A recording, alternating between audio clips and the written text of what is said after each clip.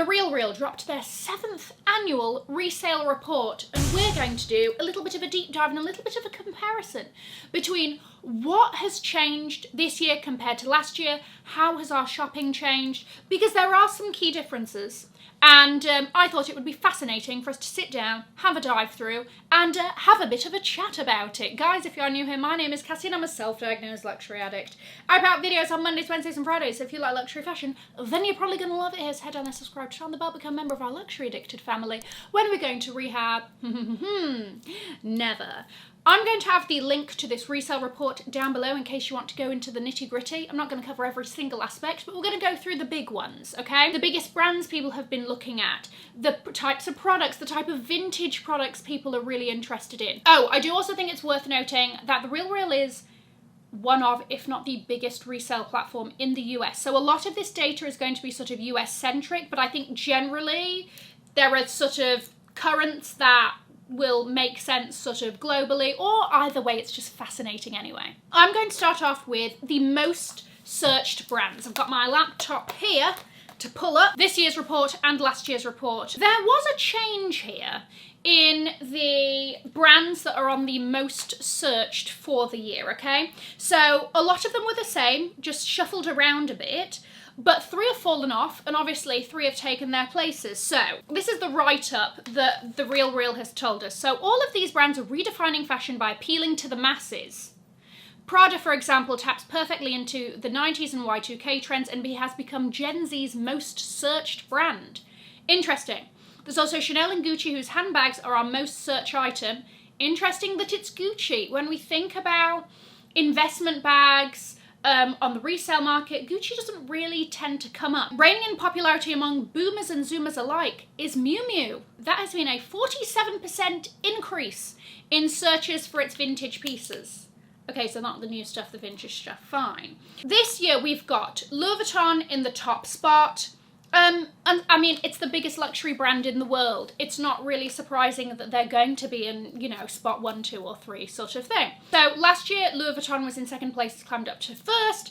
Chanel is in 2nd place this year, it was in 3rd place last year. Price increases, people are still interested, but maybe that's why people are going to the resale market to get a bit of a better deal than you can get in store. You're going to find, you know, fashion pieces, seasonal pieces on there for much cheaper than they're going to be in store. I actually think on Pre-Loved, you can get a classic flap for a decent amount. And by a decent amount, it's still a lot of money, but it's a lot less than it is in store. So I'm not surprised also, like, Chanel is still very much a trending, very popular brand. The ballet flats, for example, have been huge over the last sort of 18 months. I'm not surprised. In number 3, we have Prada. Prada was number 4 last year. Then we have Gucci, Loewe. Loewe is a new addition this year. Everybody's been loving Loewe. Look, Jonathan Anderson himself has been doing incredible things for the brand. I think that not only is it having a sort of moment over the last 2 years with celebrity moments, culture, I mean, there was like challenges, he was the costume designer, and that sort of trickled down into Loewe with the, I still haven't seen the film, but there was a top. There was a slogan tee that went viral. I have no idea of the concept. I don't know what it means. All I know is that people wanted it and it sold out. So all of these little things added together, I think it also helps that Loewe's quality is fantastic. They are one of those brands that you walk in, you touch a bag and you're just like, oh my gosh, it's just melty, buttery goodness, right? Number 6, we have Miu Miu. Again, a new addition. We've kind of covered in their write-up. Celine was on the list last year. It was number 9, now it's number 7. Bottega Veneta has climbed up as well. It was number 10, now it's number 8. Bottega, I feel like you can get great deals on the resale market because the sort of like investment value of the bags, so we're going to circle back to this, generally is less. So you can get a good deal on Bottega. At number 9, we have Dior, which has dropped. It was number 6 last year, now it's number 9. And finally, another newcomer, The Row. You're not surprised. We've talked so much about The Row this year. We know that it's not necessarily a brand that I would be interested in. However, undoubtedly the popularity is there.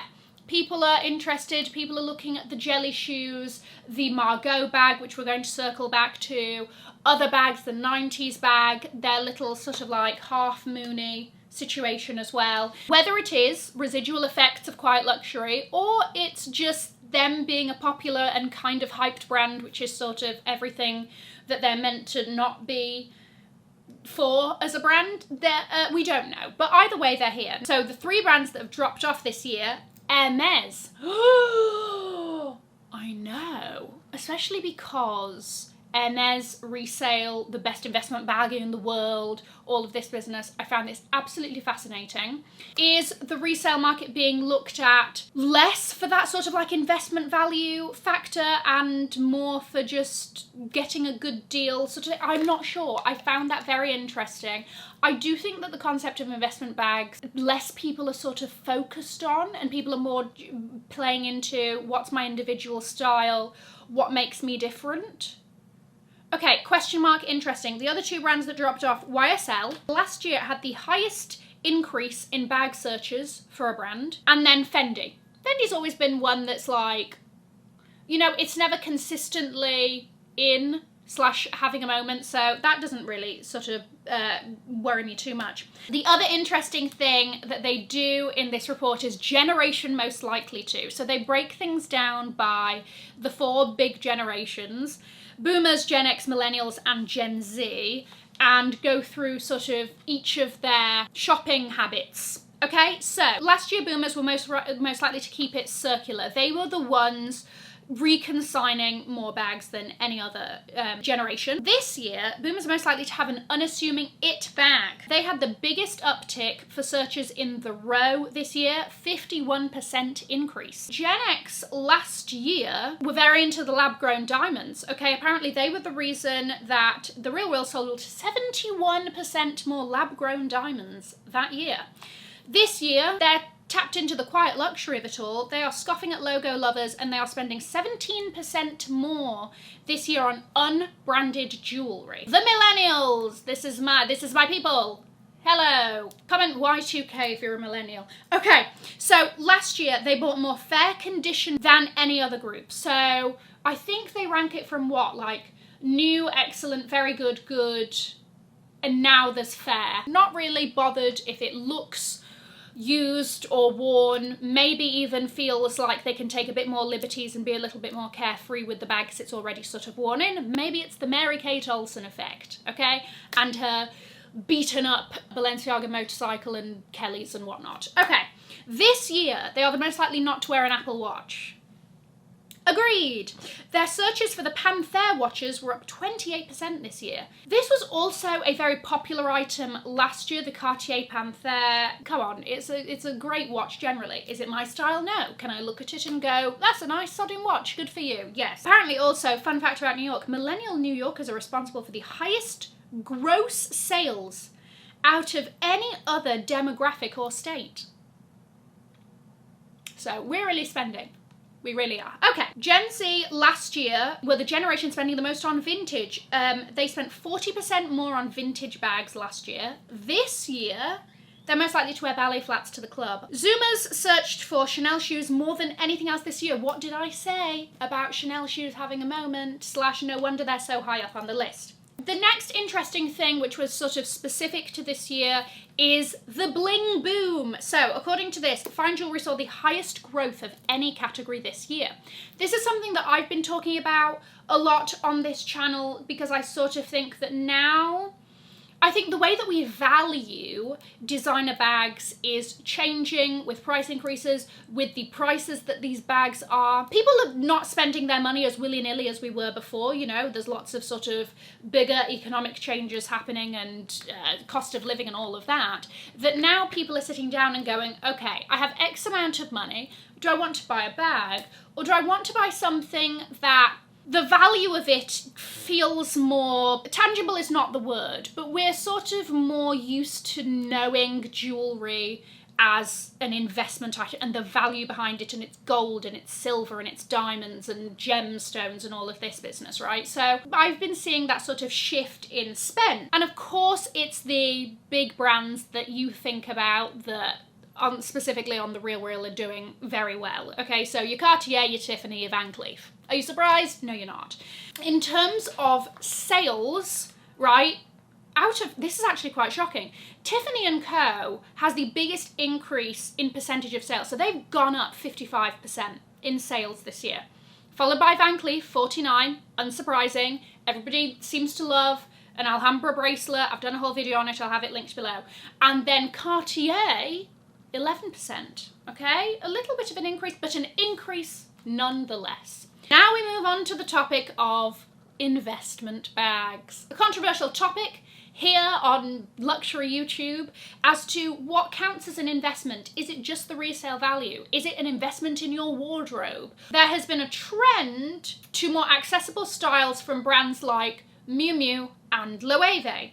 So in 2024, buyer growth in the $1,000 to $3,000 price range increased by 13% compared to 2023, making it the largest uptick of any price category. And they do break down specific bags this year that are a good investment, okay? So they've separated it out here into brands that we know and brands that are a little bit more under the radar. So the Romaga, arguably the bag of 2024. Resale value is up 44% this year, and they sell on average for 15% over retail price. The Hermes Kelly, we're not leaving Hermes behind entirely.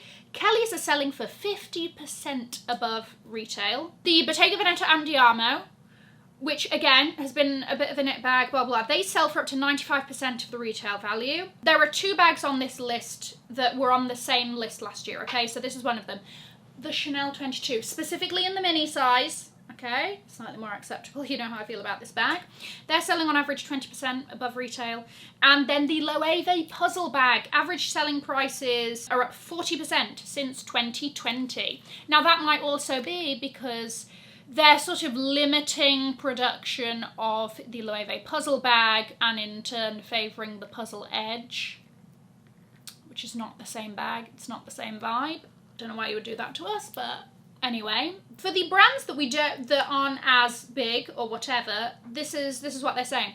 The Totem T-Lock bag, I think this is a great everyday bag, especially if you want something minimal. It's got a bit of slouch. Average resale value of 85%. The Savette Pochette, mine's there winking at you from a distance. Average sale prices are up 43%. Interesting. The Pollen Numero D selling for about 92% of their value. The Alila Tekel. Now it says here Obsessions are up 59% this year. I think that just means people are searching for it. Fine. The Mulberry Alexa, a brand to watch in 2025. Listen, I love a bit of Mulberry here and there, but generally, things haven't been tickling the old fancy recently. But anyway, apparently 2025, let's see. Searches up 41%. Now, last year, it was the Hermes Birkin is selling about 30% more than you would pay for it. The Chanel 22. The Goyard Mini Anjou Saint Laurent Icare bag, you know, that massive tote.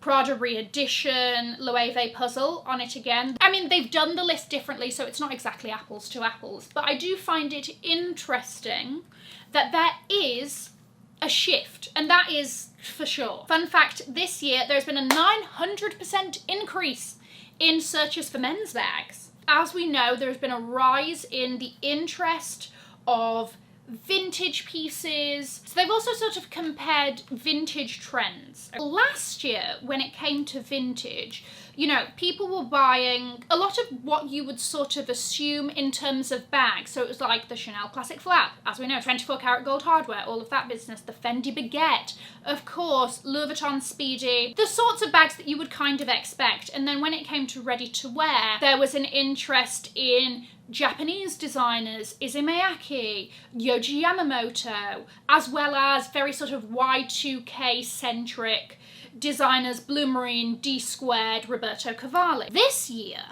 let's see what they've said. It's been very sort of focused on TV shows, which I do find interesting. So, as we know, in terms of like vintage fashion, Sex and the City, everybody talks about it because it's true, a huge impact. Searches for Manolo Blahnik and Dolce & Gabbana are up 22% and 14% among Gen Z shoppers. And then, hold on though, The Sopranos. Earlier on this year, we had the rise of the mob wife aesthetic, and with that came searches for fur coats were up 103%. But regarding brands, specifically that people are searching for within vintage, Izumaki is back on the list. John Galliano. They've said here, we can't help but wonder if Carrie Bradshaw is responsible for the 96% jump for these gowns. Vivienne Westwood, sales increased 35% this year. And Tom Ford for Gucci, randomly for pencil skirts.